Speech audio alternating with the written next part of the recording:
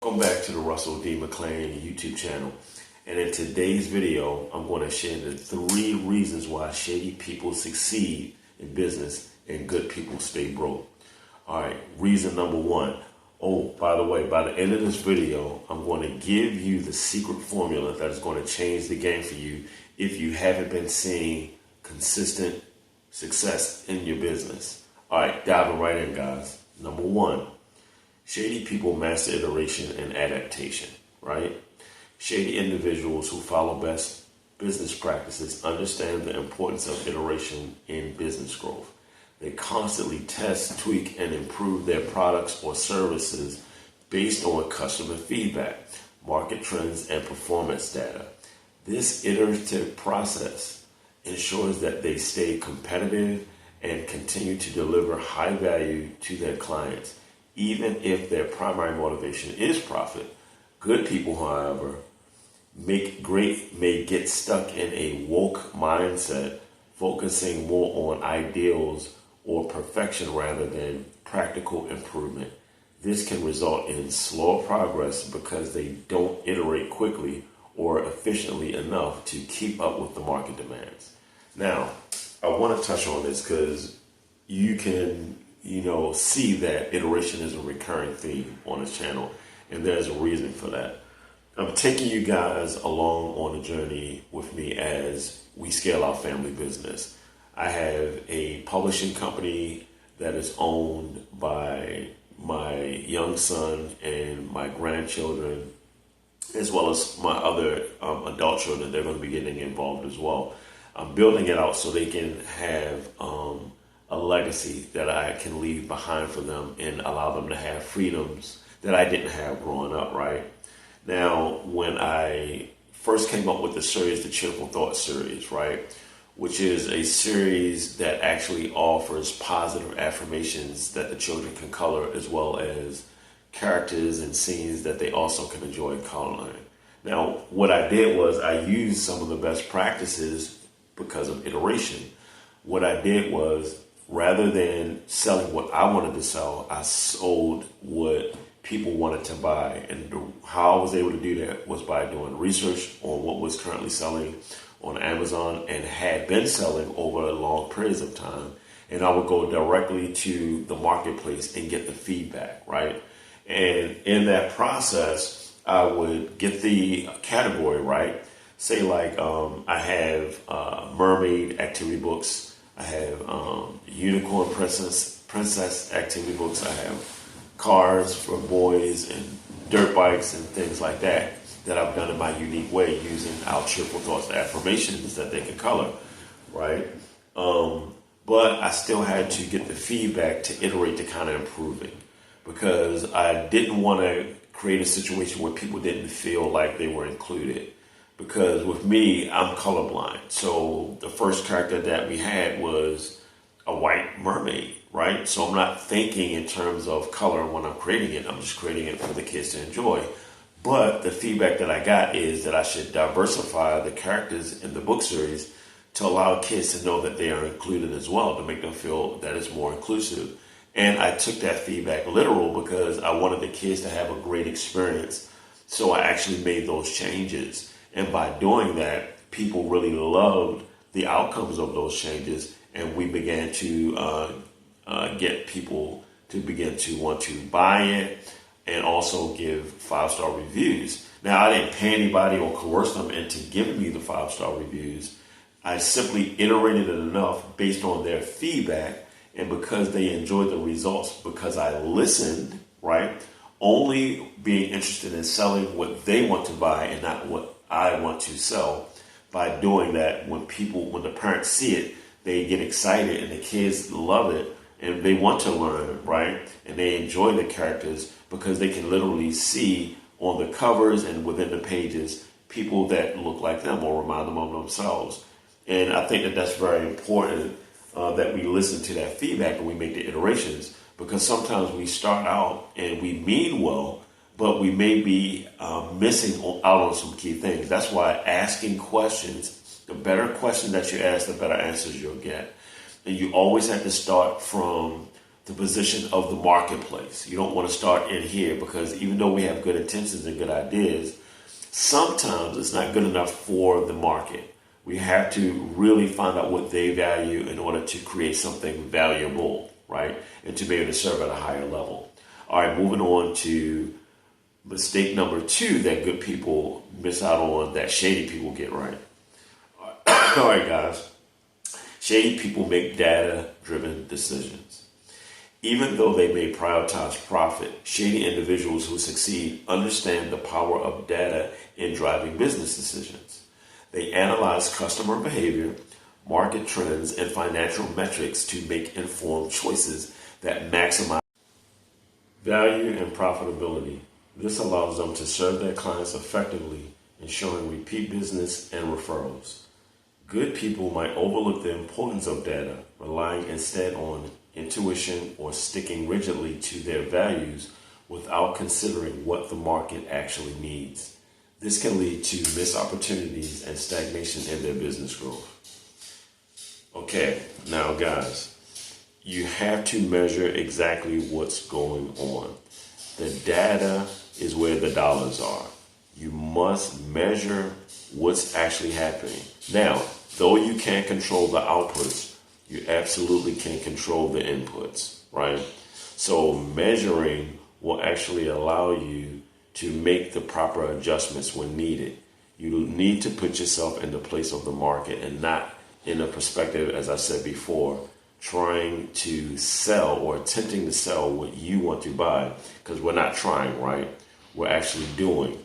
So you don't want to be selling what you want to sell. You only want to sell what people want to buy. And one of the ways that you can do that is to measure the data, measure the feedback. Like I said, when you're asking the questions, when people are giving you their honest answers based on what they value, measure it. When you see a common thread with the feedback as it relates to your service or product that you're attempting to offer, you need to actually make the proper adjustments after you get that feedback. And don't feel discouraged just because oh man, I thought I had it right this time and now there's something else. Don't worry about that. The fact that you're actually finding out the data based on those measurements, right? The fact that you're actually measuring and collecting that data and it's telling you something that you need to adjust on, just know that you're making progress and moving in the right direction. Now, just because shady people may be data oriented doesn't necessarily mean that it would mean that you're looking at people as if they're numbers. That's not the point. Even though a shady business person may not have the best intentions, because they are wise and they use best practices, that's why they are able to experience growth and scale in their businesses. You simply must become data driven, because that feedback is going to help you update your process and actually be able to serve at a higher level based on the feedback that you get from the marketplace. All right. Moving on to number 3.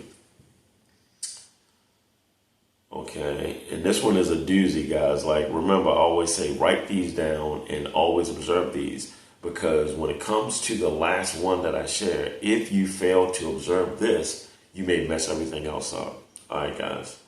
Shady people focus on delivering high value outcomes, right? They focus on delivering high value outcomes.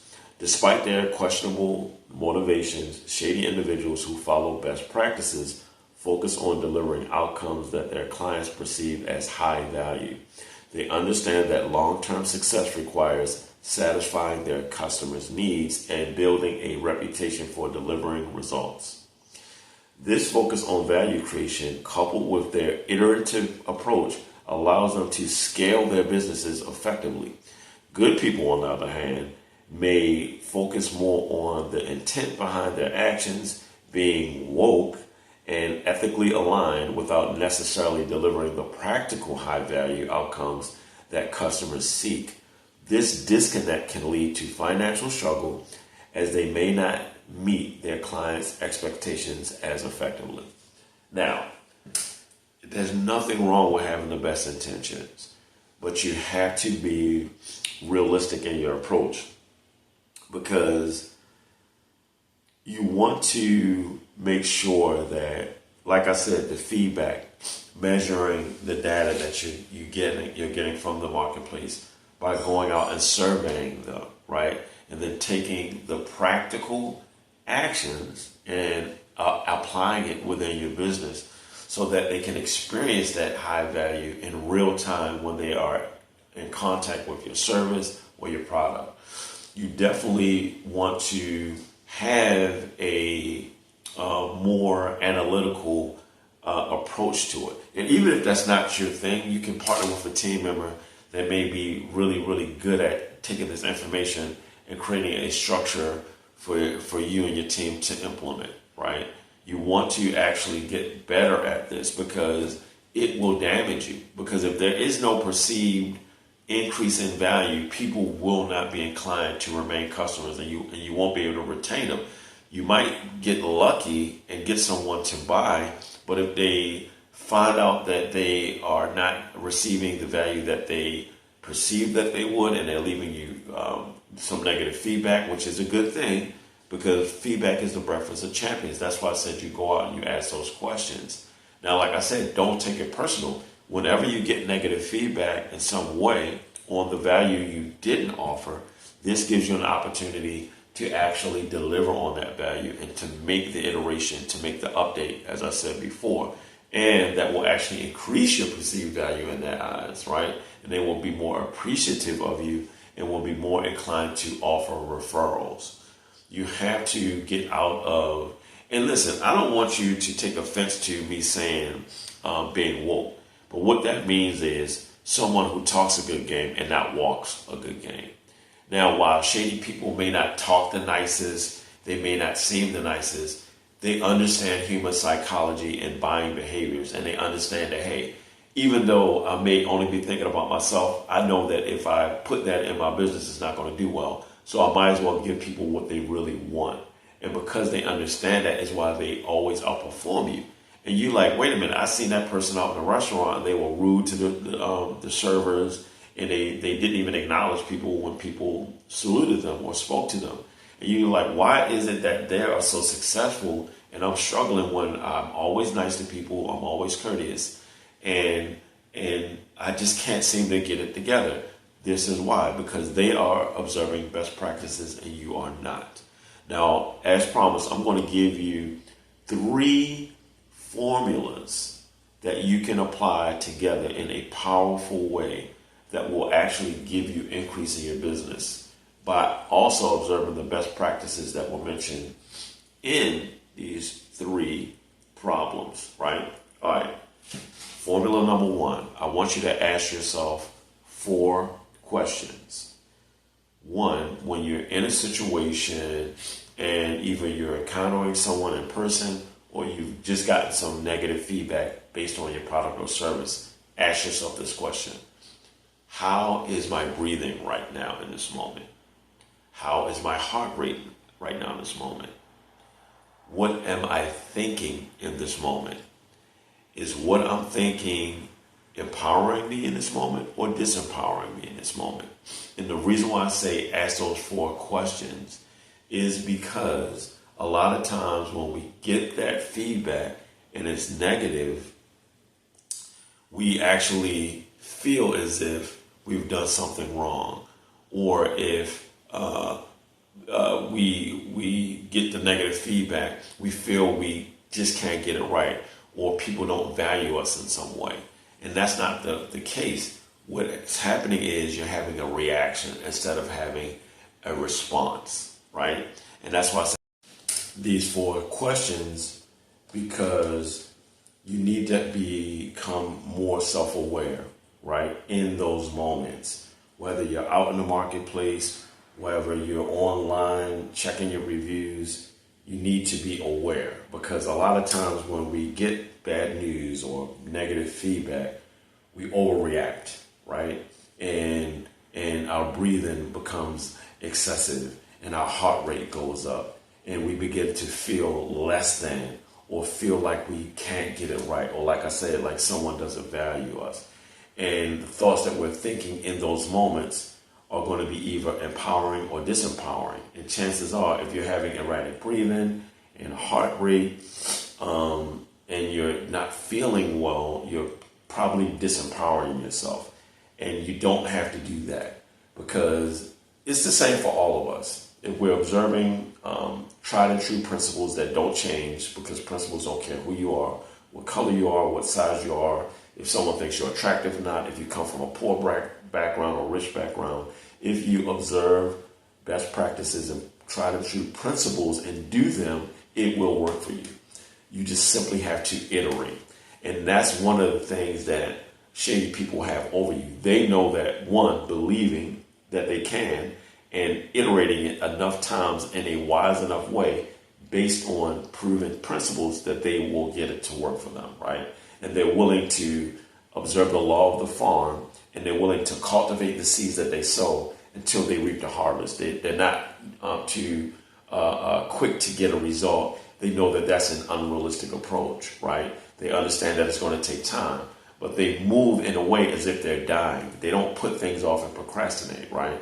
So that's why you should ask those 4 questions so you can increase your self-awareness.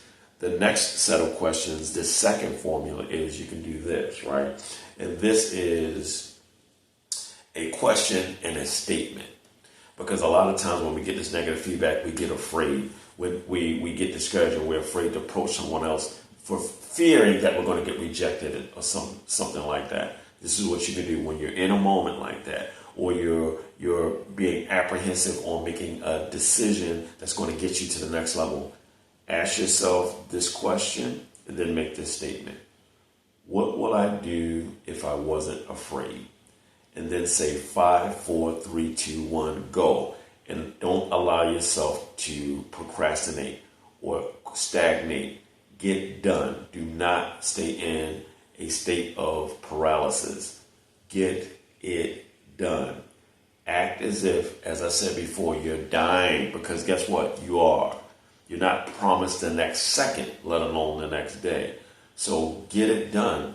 Think about why you're doing it, right? You're doing this either to better your family's life, to make the world a better place, which are very good things, and to show yourself an improved life, right? You deserve it as well, as long as you're willing to offer value and appreciate people and actually serve them things that they value. You deserve a good experience as well, right? So remember why. So you ask yourself that question, and then you make that statement, 5, 4, 3, 2, 1, and then you go and launch yourself into action, and you will be shocked at the results you get, because you know you need to talk to more people and get more feedback. You know you need to follow up that person and ask them, hey, and I'm talking about on your Google or your Amazon review, wherever the review site is, you need to respond to that review in a positive way and say, hey, it's unfortunate that you feel this way. I want to make sure I'm giving you the best experience. I want you to elaborate more on how you think I should improve this, or what can we do to make this a better experience for you moving forward, because it is all about you, right? If you approach that, even if the person is irate because they felt you made these grandiose promises and didn't deliver, if you're showing that you value how they feel and what they value, they'll actually calm down and give you some great feedback, right? Now you have something to measure. You have some data. Now you can actually make best decisions moving forth, and you can observe best practices, right? Now this last step is going to actually help you when you combine these with the two parts formula, right? The 4 questions, right? Asking about your breathing, your heart rate, what your thinking is, whether it's empowering or disempowering, and then asking yourself number 2, asking yourself what would you do if you wasn't afraid, and making that statement, 5, 4, 3, 2, 1, go. Now this part, the second formula, that question comes from the book Who Moved My Cheese, and the 5, 4, 3, 2, 1, go comes from the book The 5-Second Rule, right? Where you give yourself 5 seconds to take action, right? So you can break the bad habit of procrastination, right? Now, this next one, I created this. Now, of course, I didn't create all of the concepts, but I put it together in this unique way that actually helps me. And whether you believe it or not, you've used this at some level in your life, whether you were learning to walk, whether you were learning to ride a bike, swim, write, read, whatever it was, whatever challenge, milestone that you've accomplished, you've used this on some level. Now, I call it OY, right? It's an acronym that stands for observe the truth, analyze the truth, accept the truth, and adapt to the truth. If you put that 4-part formula in it, you're always going to make best decisions moving forward. Because what's going to happen is you're going to remove your emotions out of the situation, and you're going to become more observant and objective. And you're going to say, okay, this is the truth. This person didn't like it. This is what I observed. They say that this wasn't right or that wasn't right. Okay, now you analyze it. Okay, where did I go wrong at? What was I missing? Right? Then you accept the fact that you made that, and you become aware that you have an opportunity to fix it, and then you do the adaptation. Right? That's the adaptation part.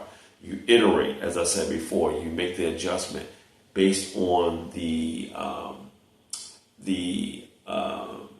accepting of the truth. Right? Because what that's going to do is it's going to make you aware that, okay, I need to fix this. Because you've already analyzed it. It means you did the measuring and you asked the questions, right? And you now gone on and accepted the truth of that you fell short, and that now you're going to get excited, though, because you have an opportunity to make things better, and then you're going to take action. Now, a lot of this stuff may seem oversimplified, but I promise you it works. I want you to click the link in my description. I'm going to show you our children's activity books, and what you're going to observe over the coming months, you're going to see an increase in reviews and things of that nature. And I'm also going to tack on to the end of this video, I'm going to show you me going out in the marketplace, and I'm going to show you the support and goodwill of others who actually enjoyed our children's activity books, the Cheerful Thought series, and all of the support that I gathered. Now, I used to tell myself that no one would support, and I would get discouraged when it came to approaching people and asking questions and getting that feedback. I found out I was wrong. There's an abundance of support out there. It's just that sometimes in our familiar surroundings, we may not feel as supported as we'd like to be. But don't hold that against anybody. People simply are familiar to you, and they may not be used to this new change of you becoming a CEO, right? A business owner. Don't take it personal. Because if you step out of your comfort zone and you do these best practices, right, you're actually going to get the results that you've been looking for. And those people that are familiar to you are going to say, you know what, they actually were serious about this. You know what, maybe I am going to support. But I'm telling you, there's support out there, guys. Don't get discouraged. I hope this video was a help to you guys. Like I said, stay tuned for the end of the video, and you can see the support that I was able to get. You can do it too. Now, when you see my product, just actually fill in the blank with your product. You can do the same stuff. And I actually observed the best practices. That's why I was able to get the people to support it. And when you click on the link and see the reviews and things that we're getting and how they're giving us 5 stars, it's because I observed these best practices, and you can too, guys. If I can do it, trust me, you can do it. And all I did was simply believe that I could do it. I simply planned more wisely by keeping my job, right? Living below my means, managing my money better so that I can invest in this stuff. Because when they give you the feedback, you're going to need to be able to invest in your business to make the proper iterations and improvements moving forward. I hope this video was a blessing to you. Please take action, guys. Listening to what I'm saying is not going to help. Do something about it, and I guarantee if you do the iterations, you will get the results. Have a blessed one, guys. Oh, don't forget to subscribe, like this video, leave a comment, and share the video. It will help a lot of other people get this information so they can make improvements as well. Have a blessed one. What do you think of my product, the Cheerful Thought Series for Kids? Oh, I love it. I have a niece. She's into unicorns, mermaids, all sorts of stuff like that. The cars are cool. I think next, give me some dinosaurs. Oh, we're at must. World, introducing my youngest son, Jacoby. He's also going to be a partner with me in the Cheerful Thought Series. He's going to be adding 2 titles that are going to be his own personal assets. The grand reveal, guys. Wow. Alright. So, Jacoby, how does it feel to be a published author?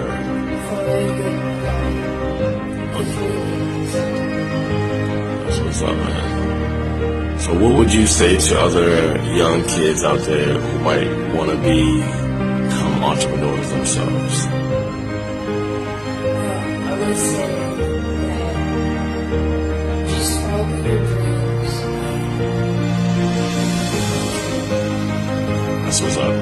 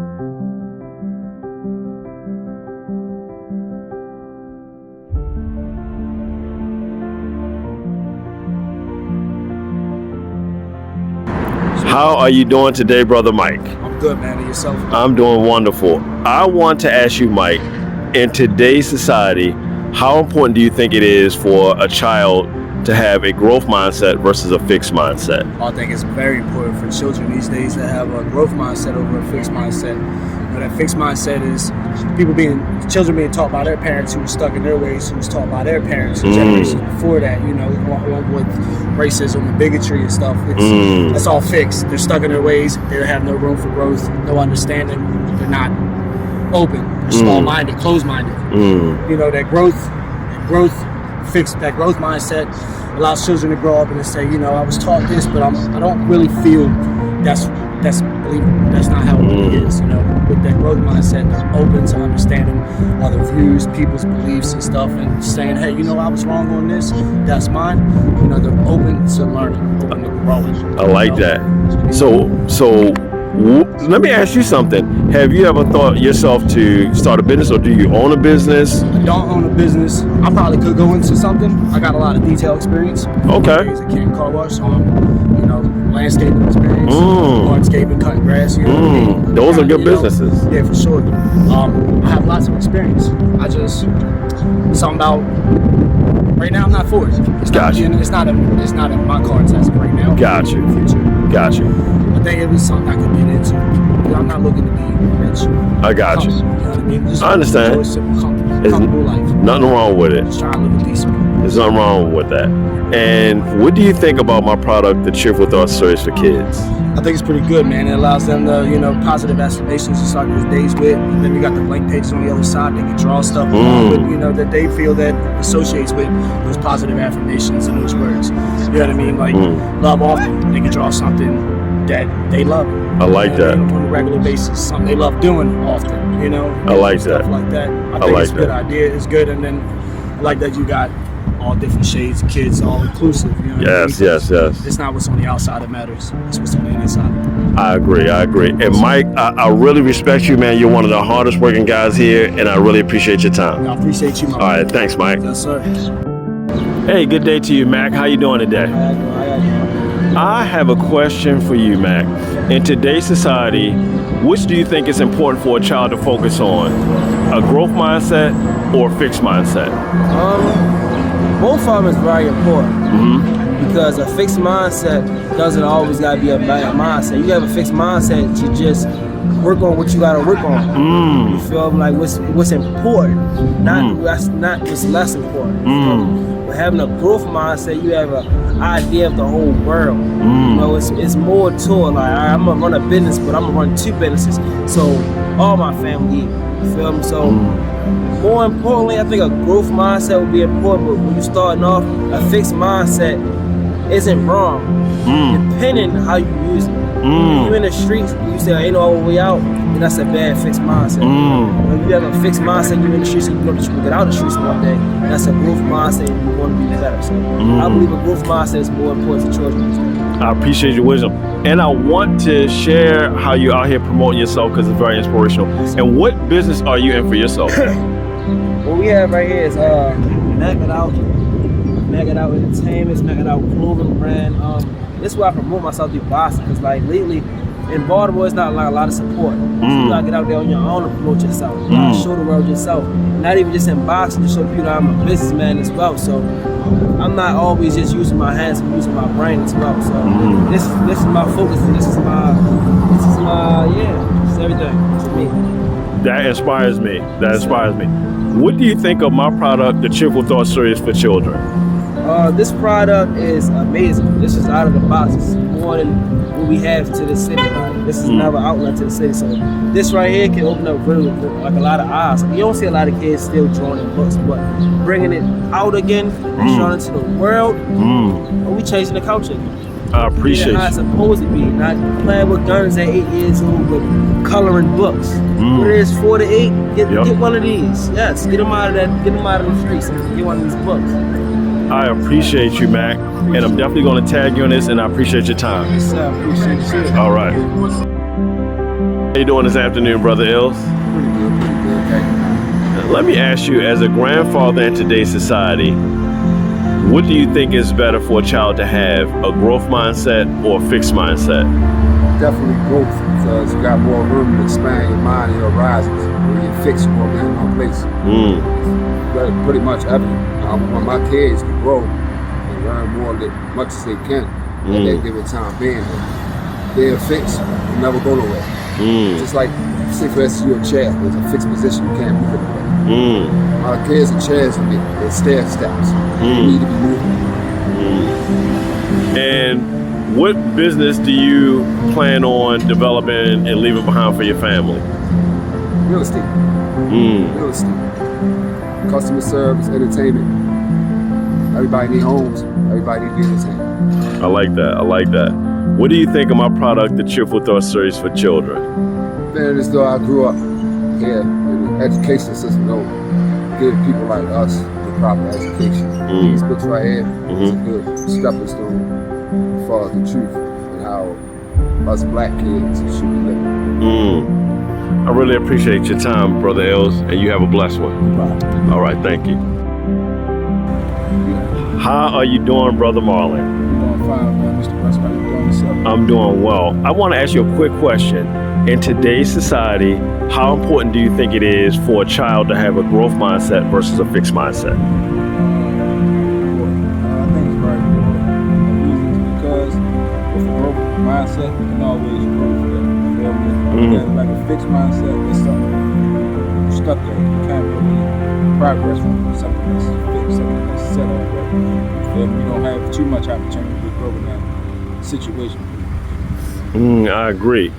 Have you thought about going into business for yourself? Always.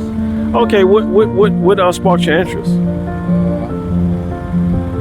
Financial, I say financial. Freedom? Pretty much, financial freedom. Okay, I like that. I like that. What do you think of my product, the Cheerful Thought Series coloring book for kids? What do you think of it? I think it's something positive. Something very positive. There ain't too much opportunities or men out here or women really trying to help the kids. I would say pretty much that. I appreciate you, and I also want to say that you're setting a positive example for your nieces and nephews, and I personally respect you for the hard work you put in Amazon. Thanks, Marlon. All right, thanks, bro.